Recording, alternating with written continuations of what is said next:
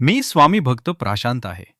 आज मी तुम्हाला माझ्याच आयुष्यात घडलेला, स्वामी समर्थांच्या कृपेने अनुभवलेला एक अगदी खरा आणि अविस्मरणीय प्रसंग सांगणार आहे. मी जेव्हा लहान होतो, तेव्हा एकदा पायी स्वामींच्या दर्शनाला निघालो होतो. रात्र झाली होती. अंधार दाटलेला आणि मनात थोडी भीती सुद्धा होती.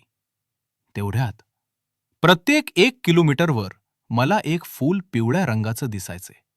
एक नाही, नेहमीच. अगदी प्रत्येक 1 किलोमीटरवर एकच पिवळं फूल. तेव्हा मनात एकच विचार आला, हे नुसतं योगायोग नाही. माझ्या मनात अचानक एक आवाज उमटला. स्वामी वाट दाखवत आहेत.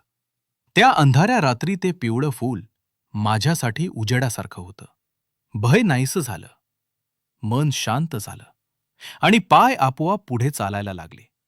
तेव्हा मला समजलं, स्वामी फक्त मंदिरात नसतात. ते आपल्या सोबत चालत असतात.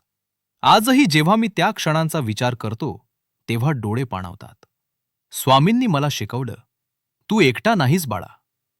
मी तुझ्या पाठीशी आहे. असे अनेक अनुभव माझ्या आयुष्यात आहेत.